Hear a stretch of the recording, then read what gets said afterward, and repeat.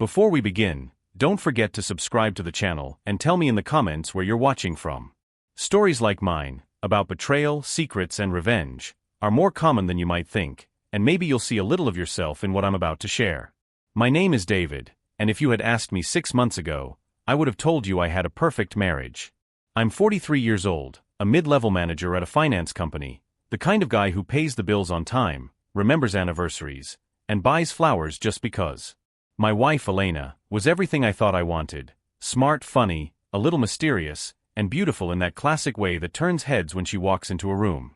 For 15 years, I thought we were steady. Solid. The kind of couple who people looked at and thought, yeah, they'll make it. They've figured it out. But life has a way of teaching you that the cracks you ignore eventually become fractures you can't fix. It started small. Elena always used to be the kind of woman who treated showers like a necessary evil. Every other day, quick rinse, maybe shampoo if she felt like it. But suddenly, she was showering twice a day, sometimes 3. She said it was stress from work, said she felt sticky, but it didn't fit. Not for her. Then came the late-night phone calls, muffled conversations in the hallway, the way she angled her body so I couldn't see her screen when a message popped up. I told myself not to overthink it. I told myself this is what happens when you've been married as long as we had. You start inventing problems where there aren't any. But that Tuesday night proved me wrong. It was late, close to midnight. I was lying in bed with the TV muted, listening to the water running in the bathroom, her second shower of the day. That's when I noticed her handbag, half open on the floor, like it had tipped over in a rush. Lipstick, a receipt, some loose change scattered across the hardwood.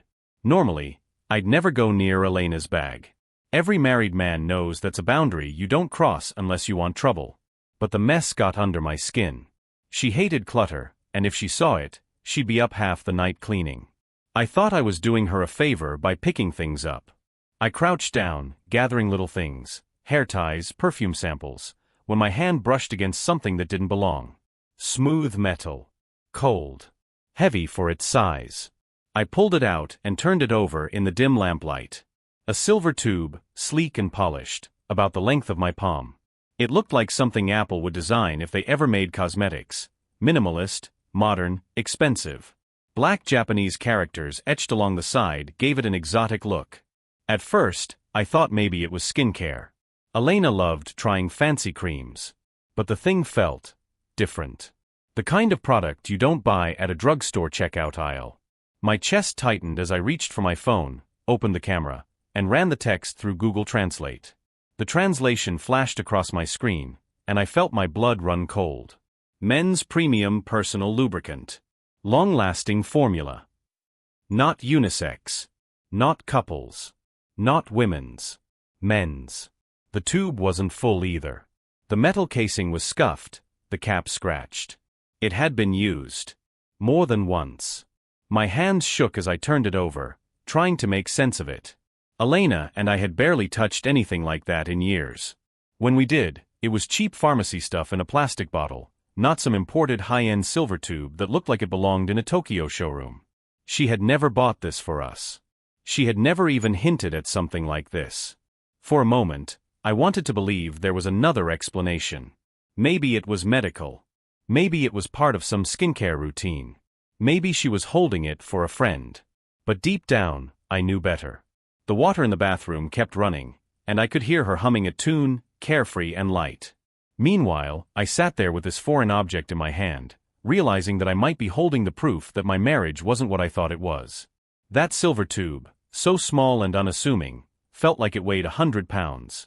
Because it wasn't just metal and lubricant. It was the first crack in the story I'd told myself about Elena. And once you see a crack, you can't unsee it. I set the tube back in her purse carefully, exactly as I'd found it, and forced myself to breathe. But I already knew something was wrong. Something was deeply, dangerously wrong.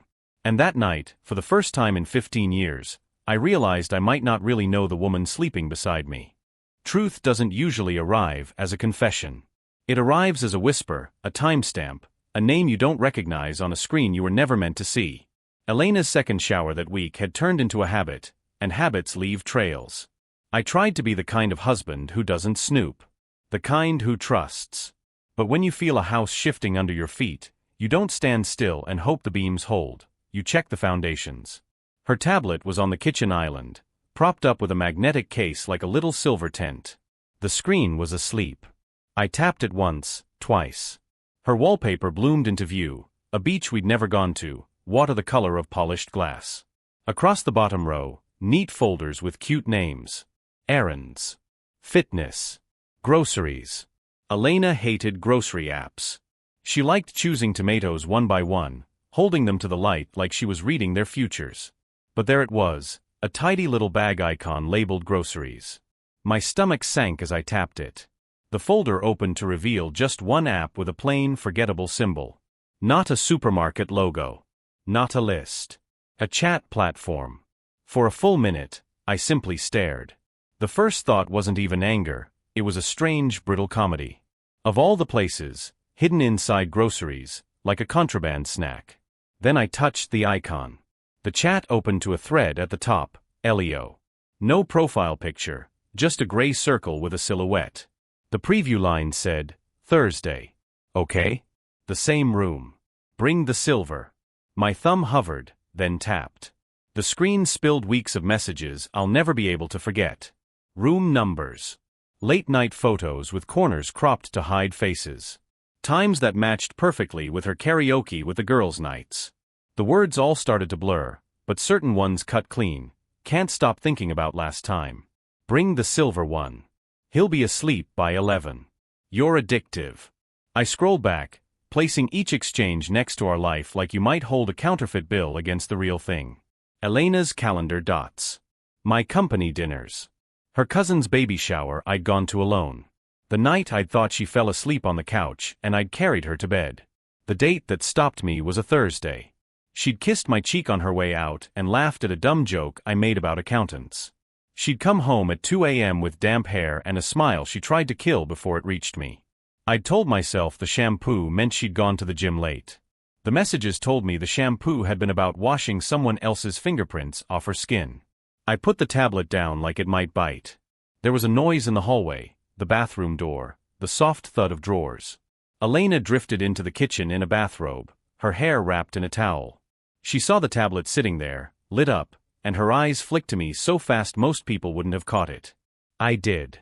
Hey babe, she said lightly, like she'd practiced the tune. Do you want tea? You look tense.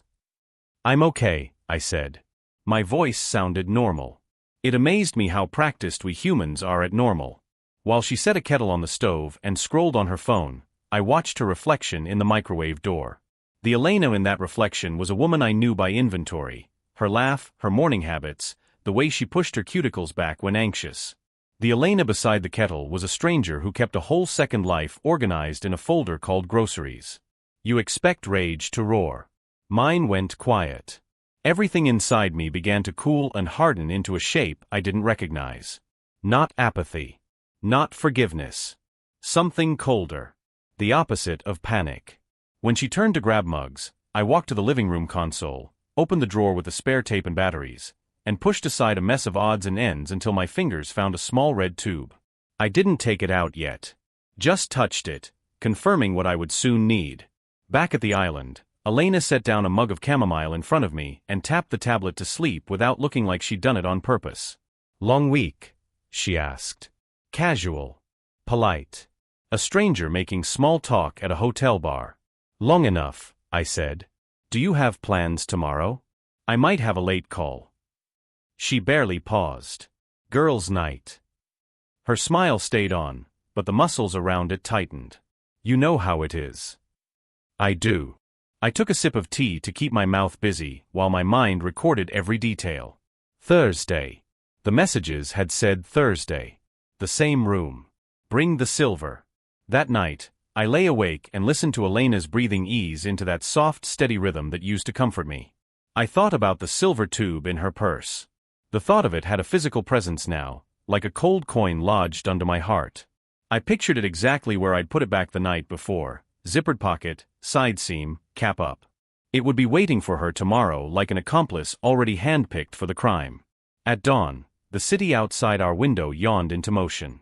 Elena stirred beside me and reached for her phone. I kept my eyes closed and counted her gestures the way a safecracker listens to tumblers. Unlock, calendar check, message, bathroom, shower. The day unfolded itself. I simply stepped into it. When she left for work, the apartment became a place I could breathe in. I sat with my coffee until the second hand finished another circle, then stood and walked to her handbag on the chair. I unzipped the side pocket, the one where I'd seen her tuck it. There it was, gleaming neat, inevitable. The silver tube, its characters marching like secrets along the metal. I picked it up, turned it once, twice. It caught the morning light like a blade. This time, I didn't just stare at it. I unscrewed the cap. The faint, slick scent of lubricant rose out. I tipped the tube over the sink and squeezed until every last drop dribbled away. Then I rinsed it, dried it, and set it upright. Empty. Waiting. From the junk drawer, I pulled out the red tube of industrial-strength superglue. The chemical smell hit instantly. Slowly, steadily, I squeezed the glue into the silver tube, filling it line by line. I tapped the side so it would settle deep. The tube grew heavier in my hand, transformed into something new. When it was nearly full, I screwed the cap back on tight, wiped the threads clean, and examined it. To the eye, it was unchanged, still the sleek little luxury trinket she thought no one knew about. But now, it was a weapon. A trap disguised as intimacy. I slipped it carefully back into the purse, in the exact angle I had found it. To Elena, it would feel untouched. To me, it was the beginning of something irreversible. The rest of the day, I performed normal. I answered emails. I signed off on a budget. I laughed in the right places during a meeting. It felt like wearing my own face as a mask. At 6:30, Elena texted me a photo of a charcuterie board and 3 wine glasses. Kizlarla Baslyras, she wrote, as if Turkish could make it more believable. A hand with square knuckles appeared at the edge of the frame, lifting a glass. I zoomed in until the pixels broke apart. Manicured fingers? Short nails? The image didn't tell me much. I didn't need it to. Have fun, I replied. At 7:15, she called. I'll be home late, she said brightly. Don't wait up. I won't. I didn't. But I didn't stay home either. I dressed the way invisibility dresses. Dark jacket, plain cap, shoes that don't squeak. I didn't try to keep up with any car. I knew from the messages exactly where to go. The Marriott on Riverside, 3rd floor, end of the hallway, room with a number that in any other context would have meant nothing. The lobby smelled like lemon cleanser and expensive nothing. I sat in a chair out of the camera's view and watched the elevator through the ferns. At 7:59, Elena stepped through the revolving door wearing the red dress she used to save for our anniversaries. She paused at the mirror, touched her hair, and smiled a smile I had seen 1,000 times and now could not place anywhere in the life we'd had. He arrived 2 minutes later, tall as the messages suggested, with the casual arrogance of a man who believes he's the plot twist. He wore a charcoal coat. He looked like a photograph of a man more than the man himself. Sharp edges, deliberate angles, a performance. Elena's shoulders loosened when she saw him. The way she looked at him, there was no translation needed for that. They didn't hold hands. They didn't have to. They moved in tandem to the elevator, and the doors sealed like a stage curtain. I counted to 60, stood, and walked to the front desk to ask for a bottle of water I didn't need, just to hear what my voice sounded like among living people. Then I stepped outside into the cold and stood under the awning where the smokers huddled, their exhalations making brief ghosts in the air. My heart beat in a way that felt rehearsed, loud, steady, inevitable. I didn't follow them up. I already had what I'd come for. Confirmation is a cruel friend, but it is a friend. The messages weren't a dream, the silver tube wasn't a misunderstanding, and the life I'd believed in wasn't an unfortunate misread. It was a lie curated and maintained, and now it was something else, evidence. Back home, I turned every light off except the one in the hallway. The apartment felt like a paused movie. I poured myself a glass of water and set my phone on the table where I could see it. I thought about calling someone, my brother, a lawyer, no one. I thought about waking the whole city up and telling them, do you know what performs as love and then behaves as treason? I didn't tell anyone. I am not a man who ruins things with noise. I let the silence do the work. At 12:11 a.m., my phone buzzed once with a text from an unknown number. Are you awake? No name. No context. A mistake, Probably. I put the phone face down. At 12:23 a.m., a siren threaded the edge of the night somewhere far away. City noise. Maybe nothing. Maybe everything. I sat in the kitchen the way a chess player sits over a board, palms flat, eyes open, watching lines that only he can see. Tomorrow would bring its performances, explanations, perhaps, apologies rehearsed in mirrors. It might bring emergencies. It might bring consequences. It would certainly bring the bill for 15 years of denial. But for tonight, the plan had been set in motion. The first move was made, quiet as a breath. Somewhere across town, a red dress hung on the back of a chair, a charcoal coat lay folded on a hotel armrest, and a silver tube waited to teach two people the difference between secrecy and safety. I turned off the last light and let the darkness settle around me like a decision. They say the quietest moments are when the loudest decisions are made. By the time Elena's so-called girls' night rolled around, my decision was already sealed inside the silver tube resting in her purse. I watched her get ready the way a scientist observes an experiment. The red dress came first, smooth fabric gliding over her skin like water. Then the jewelry, subtle enough to look effortless but chosen carefully, pearl earrings that glimmered in the lamplight, the gold bracelet I had given her on our 10th anniversary. She wanted to look like someone worth sneaking away for. "Elena," I said casually from the couch, eyes fixed on the TV. "What time will you be back?" She froze for half a second, the clasp of the bracelet caught between her fingers. "Late," she said, voice sugar soft. "Don't wait up, David. Just get some rest, okay?" She kissed me on the cheek like a woman in a perfume commercial, not a wife walking out on 15 years of history. Then she picked up her purse, her perfect little crime scene kit, and left with a smile that could have fooled anyone but me. The door closed. The apartment sighed into silence. I counted the seconds in my head, then slipped on my jacket and cap. My pulse was steady, measured. This wasn't impulse anymore. This was operation. The Marriott lobby was brighter than daylight, marble floors gleaming under chandeliers, bellboys rolling carts of luggage past tourists in sneakers.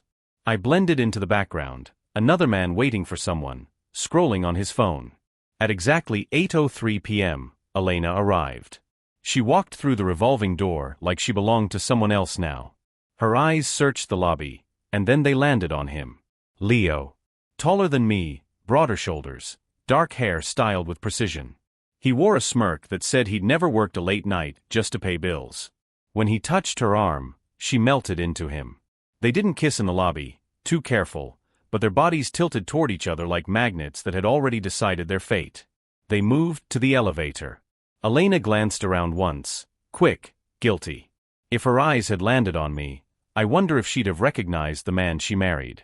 Probably not. The elevator doors closed. I gave them a full minute, then followed the way a shadow follows light. Room 412. I knew it before the numbers even came into focus. The chat logs had repeated it like a mantra. Same room, same silver. I stood outside long enough to hear laughter muffled through the door. The sound scraped against my nerves. Then silence. Then the faint creak of a mattress. I leaned against the wall, eyes closed, and pictured the silver tube in Elena's purse. She would unzip the pocket like always, take it out, twist the cap. She'd think she was enhancing passion. She'd have no idea she was opening a loaded weapon. Minutes passed. The sounds inside shifted from laughter to something else. Confusion. What the? A man's voice, sharp. "Wait, Leo, something's wrong." Elena's tone cracked, panic sneaking in. "It's, Jesus, it's stuck. It won't. I can't." My lips pressed into a thin line. That was the sound of glue doing its work. Industrial strength, permanent bond glue. No candlelight romance was strong enough to dissolve that. "Oh my God, what did you do?" Elena's voice rose, half scream, half sob. "It's not me. It's your stuff. The silver one, right?" "Yes, the same as always, but oh God, we can't, Leo, we're stuck." The words echoed in the hallway, muffled but unmistakable. The sweet poetry of panic. For nearly half an hour, I listened to chaos on the other side of the door. Desperate whispers. Furniture scraping. A drawer slamming shut. Running water. Soap. Then silence, followed by guttural groans. Finally, We need to call someone, Leo hissed. This isn't working. Elena's answer was a broken sob. No. No one can know. Please. But 15 minutes later, the decision was made. Yes, 911? We need an ambulance. A pause, then the humiliating explanation, we're, stuck together. Physically. It's hard to explain. I stepped back into the stairwell just in time. 2 paramedics and a security guard rushed past me moments later, their radios buzzing, their faces tight with practiced calm hiding barely contained amusement.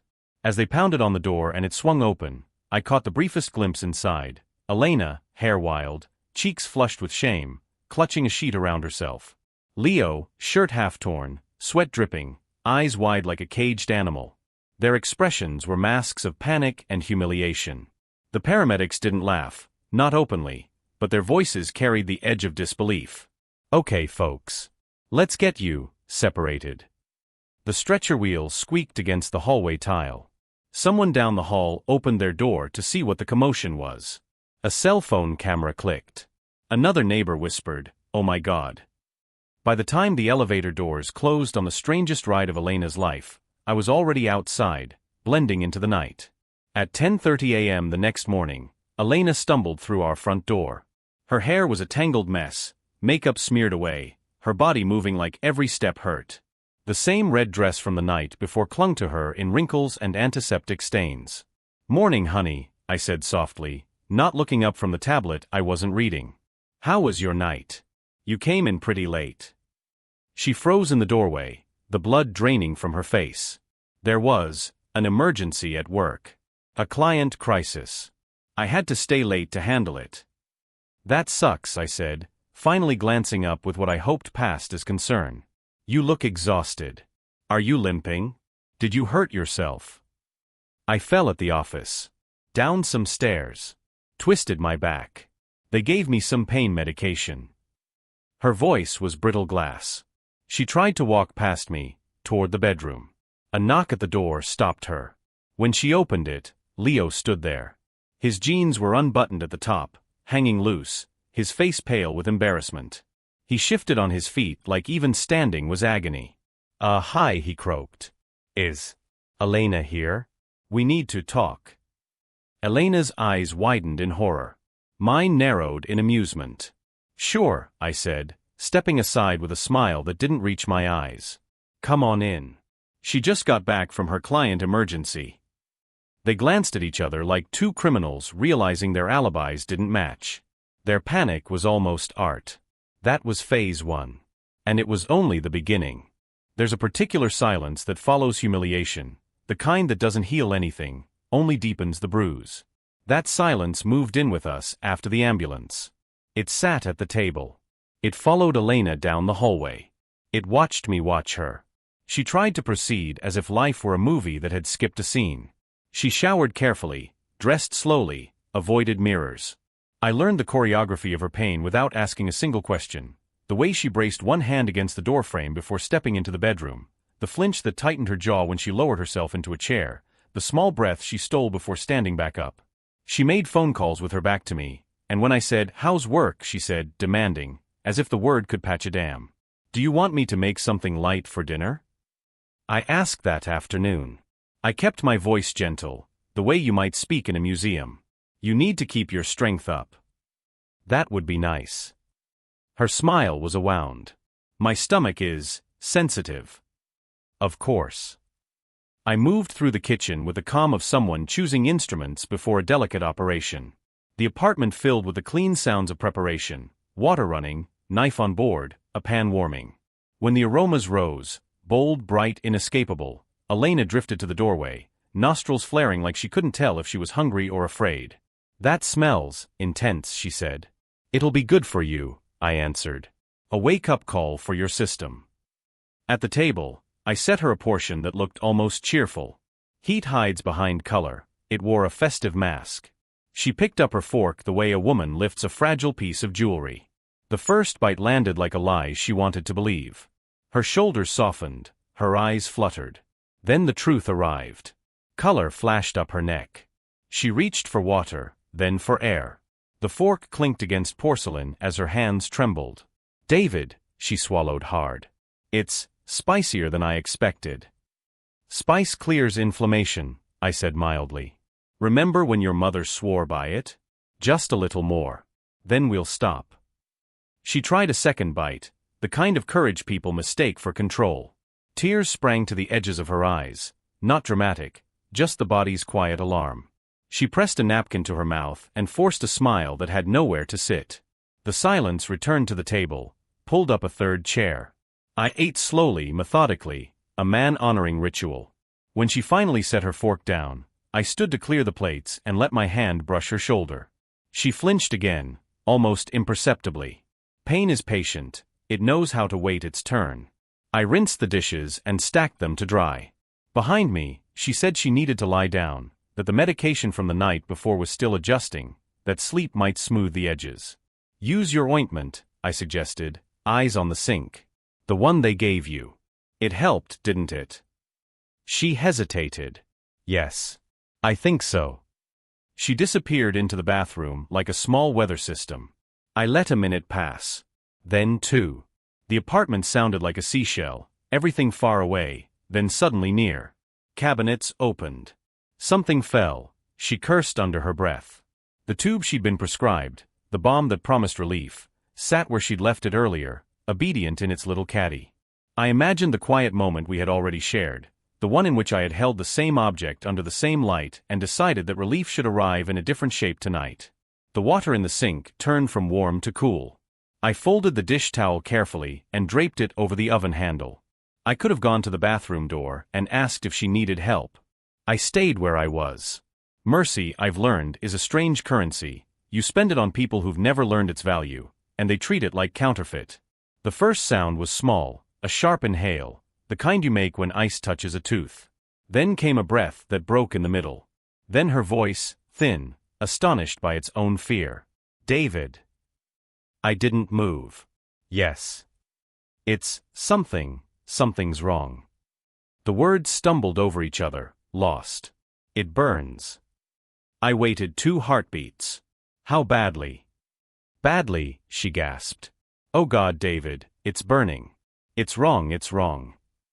I walked to the bathroom door and knocked softly as if she were a stranger in a public stall. "Can I come in?" She had curled into herself on the edge of the tub, one hand gripping the porcelain, the other clutching the counter as if the room might tilt. The towel she'd wrapped around her body came loose at one corner. Shame and pain were fighting for her face. The tube sat on the lip of the sink, open-mouthed, innocent. "I think," I said, keeping my voice even, "we should go back to the hospital." She nodded, unable to shape words around the fire. I fetched her robe, held it the way nurses do, practical and unremarkable. We moved through the apartment, she inching forward, I clearing invisible obstacles from her path. When I helped her into the car, the night smelled like wet stone. The city's neon verdicts flickered on every surface: open, closed, stop, go, wrong turn, right turn. I obeyed the signs and none of them. At intake, the nurse didn't blink. Mercy, in hospitals, is a uniform. "Rate your pain 1 to 10, she said, her pen a metronome. 11, Elena whispered. They took us back faster than last time. A doctor arrived, a different face, same calm. He examined her with professional distance, took notes, looked over charts. "You were treated here last night," he said, not a question. "Yes," Elena breathed. "And tonight?" "There was a cream," I answered for her. "To help. Something about it isn't right." He nodded once, the way you nod at weather forecasts. "There's significant inflammation. Some chemical agents can aggravate sensitive tissue. We'll manage your pain and reassess. If the reaction doesn't resolve, we may have to consider a more invasive approach." I watched Elena receive that sentence like an envelope you don't want to open in front of strangers. She folded into the bed, small and elaborately alone. I sat in the visitor's chair, hands loosely clasped, and looked at the floor tile until it stopped moving. Hospitals keep time differently. Ours are elastic. They contract around crisis and stretch around waiting. We occupied all of it. Nurses came and went with quiet competence, the way moonlight moves through blinds. At some near-dawn hour, The doctor returned with the kind of expression that avoids your eyes. "We'll schedule a procedure this morning," he said, "to remove damaged tissue and reduce the risk of infection. It's the safest course." Elena stared at the ceiling. I signed consent forms with my steady hand. In the spaces where a spouse can add comments, I wrote nothing at all. They wheeled her away a little after 7. The hallway watched me watch her disappear. I walked to the vending machine and bought a bottle of water I didn't open. The waiting room TV played the news without sound, a caption crawler insisting the world outside was still turning. I thought about our wedding again, the cake, the press of forehead to forehead, the sentence that had sounded like a promise but aged into a dare: "Don't ever let me go. If you grip a thing hard enough for long enough, it will either grow into your hand or it will learn to bleed." The surgeon found me an hour later. "We removed the affected tissue," he said. "Careful, correct. There will be a recovery period.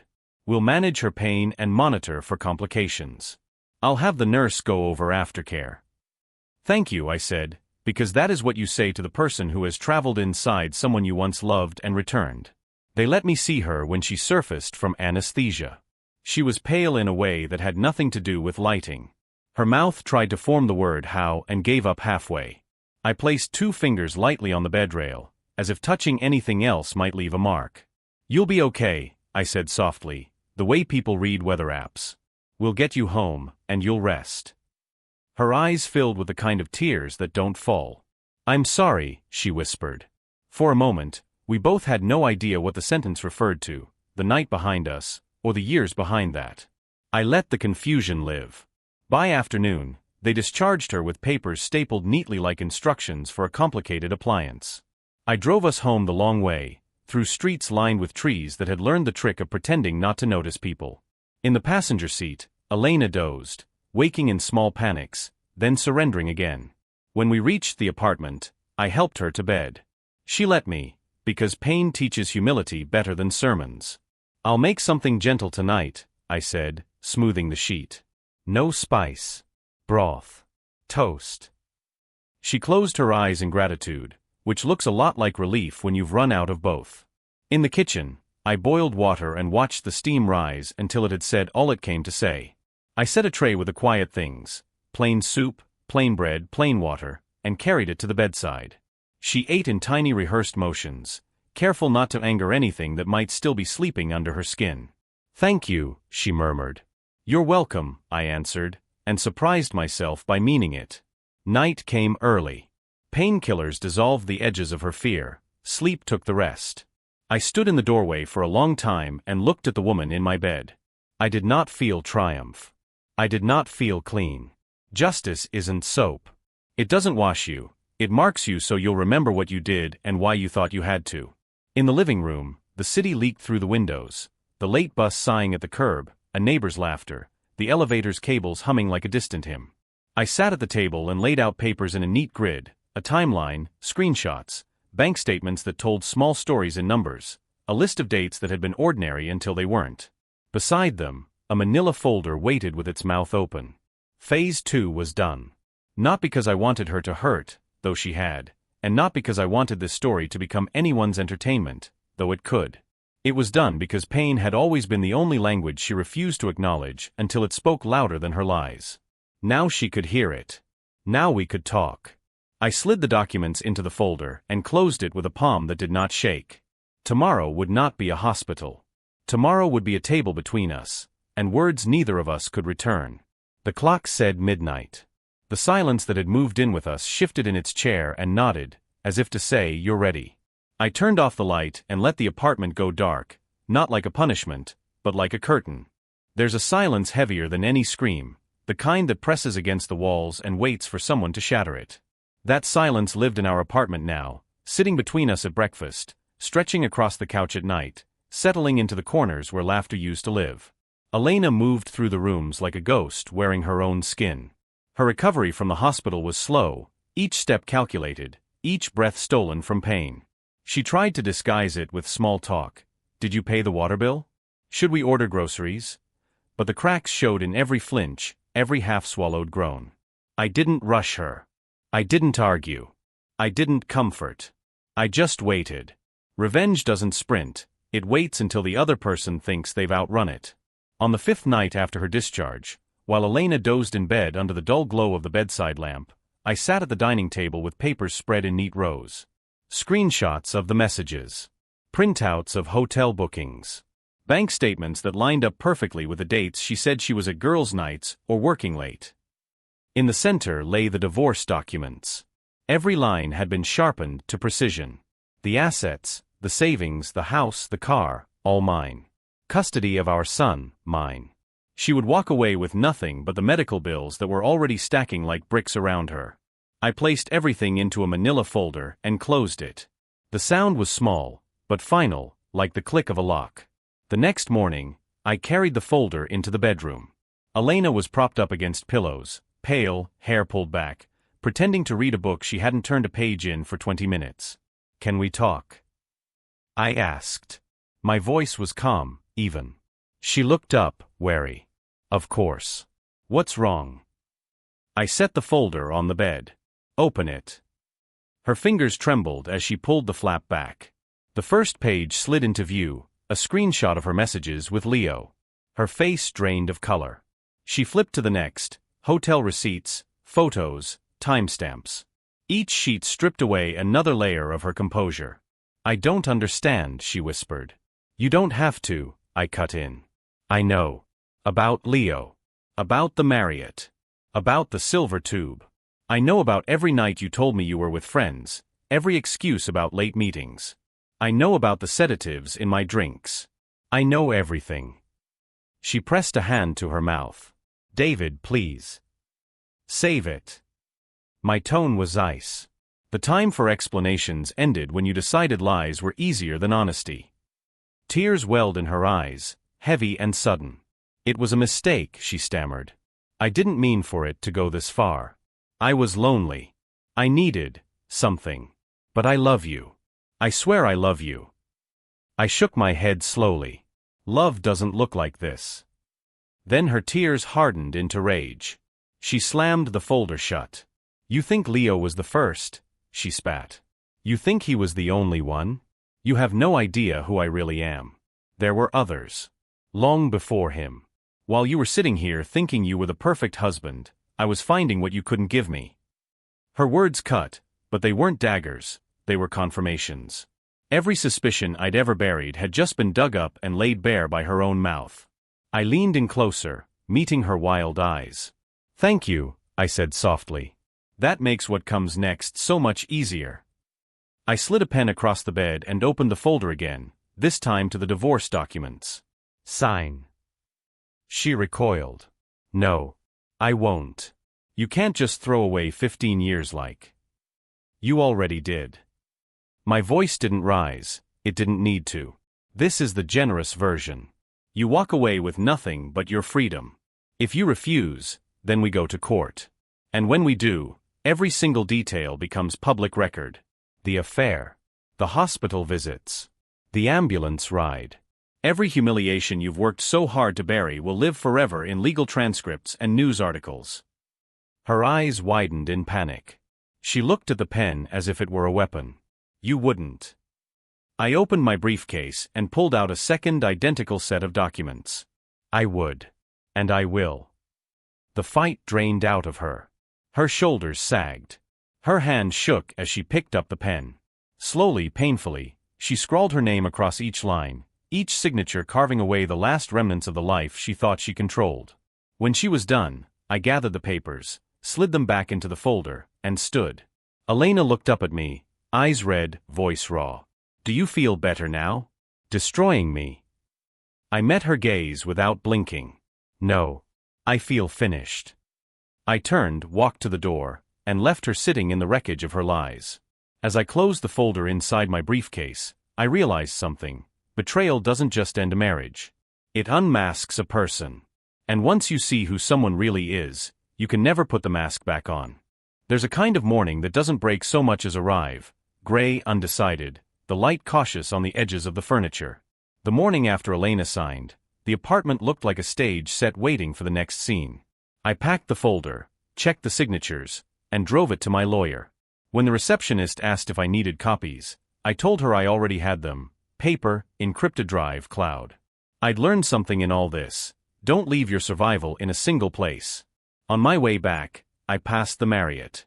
For a second I could see the elevator doors again, the red dress, the paramedics' faces arranged into professional calm. The memory didn't hurt. It simply took its number and waited with the others. By noon, the first fracture in Elena's new reality appeared at our front door. Leo. He stood in the hallway like a billboard for bad decisions, jaw tight, eyes sunken, jeans loose because any pressure was still a threat. He didn't look like the man who had sauntered through the hotel lobby. He looked like a debt collector whose bill had turned on him. "We need to talk," he said, already inside the doorway before I'd invited him. Elena, pale and small in the armchair, flinched. "Leo not here." "Where then?" He lifted a paper, crumpled from being shoved in a pocket. "This is what that hospital visit cost me. I can't work. I can't train clients. I can barely get out of bed. You owe me." "I don't owe you anything," she whispered, but even a whisper can be wrong. He laughed without humor. "You think your husband will pay? Or your boss, on the company card you used?" He waved the paper like a flag. "Somebody's going to pay." I'd already texted a single word to a number I'd been given after the ambulance night. Now, call it paranoia. Call it foresight. I call it ending a scene before it writes itself. Leo took one step toward Elena and found my arm instead. "You should leave," I said evenly. "This is trespassing." His hand slid off my sleeve and found a lamp. It toppled, glass exploding against the floor. The sound was the exact size of our old life breaking. The knock came not as a courtesy but as punctuation. 2 officers. Calm faces. The kind of presence that reminds rooms they have ceilings. "Sir, we received a disturbance call," one said. His gaze took in the lamp, the posture of 3 people who didn't belong in the same frame. "Everyone okay?" "No," I said. "But we're done being not okay." Statements were taken. Names recorded. I didn't need to say much. Sometimes the story sits on the floor in pieces and tells itself. When the officers guided Leo out, Elena closed her eyes like the back of them held a better world. If it did, she'd already moved out of it. The arrests didn't come that day. Consequences rarely honor our schedules. But they came. The video surfaced first, of course. The hotel hallway had more witnesses than I'd realized, and one of them was the kind of neighbor who narrates calamity into a phone. Faces blurred, voices filtered, but the internet doesn't need perfect resolution to recognize people it already suspects. A local gossip account posted it. A fitness forum connected the dots. A client of Leo's confirmed the date he'd canceled with a creative excuse. His brand didn't so much collapse as evaporate. Sponsors prefer oxygen. Elena's collapse was less visible, more thorough. Friends grew busy. Invitations lost their way. Her supervisor called to check in, and never called again. HR emails, once full of cheery benefits reminders, arrived in a new tone: clarifications, policy reviews, potential misuse of company resources. I didn't forward those along. Life did. While that was happening, I finished the part of the story that didn't belong to us alone. In the browser history Elena hadn't wiped clean enough, I found doors that opened into other doors, private groups, invitation codes, a circle that called itself a harmless club but handled its logistics like a business without taxes. I didn't hunt. I documented. I sent what I had to a detective whose card I'd kept because his eyes had looked like he listened. He did. People higher up started listening too, the kind who don't wear uniforms but speak a language made of statutes and case numbers. It wasn't dramatic. No raid in our living room. Just a call I let go to voicemail and a message I played on speaker at the kitchen table.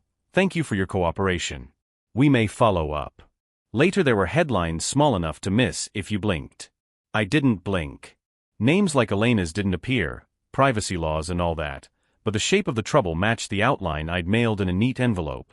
When the formal piece of our ending arrived, the hearing, it lasted 37 minutes.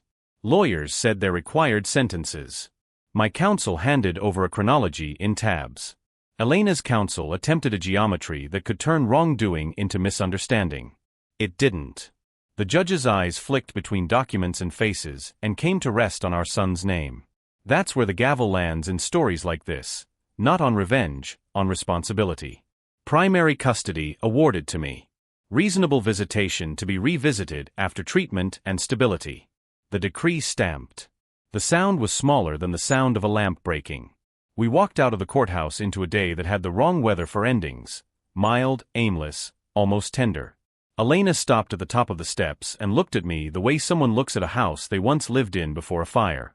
"Was there ever a version where you forgave me?" she asked. The question wasn't an apology. It was a survey of ruins. "There was a version where you told the truth," I said. "It lived for a while. Then it didn't." She nodded like a person counting, then descended the steps into a life that would be measured differently now. People like to ask if I felt victorious. I didn't. Victory has parades. This had paperwork and a child who needed breakfast. The first night after the decree, I cleaned. Not the compulsive scouring of grief, just the quiet reordering of spaces that had held too many stories at once. I took down the photo from Capri we'd never visited. I boxed the red dress, hers not mine, and left the box by the door for a morning I trusted myself more. The silver tube was gone. The red one I dropped into the trash and took out to the chute with a care that looked like reverence if you didn't know the history. I sat at the table afterward and looked at the chair across from me. Empty is not the same as lonely. Sometimes it's the opposite. Our son padded out of his room in a t-shirt and the serious face he puts on when he's deciding if the world is safe. "Dad," he said, "can I have pancakes for dinner?" "You can have pancakes for dinner," I said, and meant more than that. We flipped batter. He told me a story about a science experiment that made a volcano on his teacher's desk. He laughed at the part where the foam escaped the tray. I laughed too, not because it was especially funny, but because he needed to know laughter still lived here. It did. Later, when he was asleep and the apartment had gone back to its careful quiet, I opened a new document on my laptop. Not a timeline. Not evidence. A budget for a different future. Schedules. A list titled Things We Will Keep and another titled Things We Won't Mississippi. My name looked strange on the screen without hers beside it. Then it didn't. The phone buzzed once, an unknown number. I didn't answer. The voicemail transcribed itself without my help, a detective, thanking me again, informing me that several individuals had entered plea agreements. If you need victim services, resources are available. Victim. The word fit and didn't. I closed the notification and watched the edges of the room come back into focus. People say revenge is a meal best served cold. I don't know about meals. I know about bills. The debt we were carrying had been itemized, presented, paid. There's no satisfaction in that, exactly. There's relief, which is not joy, and there's room where bitterness could go if you opened the door. I didn't. I stood by the window a while and watched the city prove it would continue without consulting me. A bus exhaled at the corner. Someone laughed 3 floors down. Somewhere, the hotel's elevators were still carrying people up and down, like consequences with smooth steel walls. When I finally turned off the light, it wasn't punishment. It was completion. The dark didn't feel like the absence of something. It felt like a place where the next thing could begin.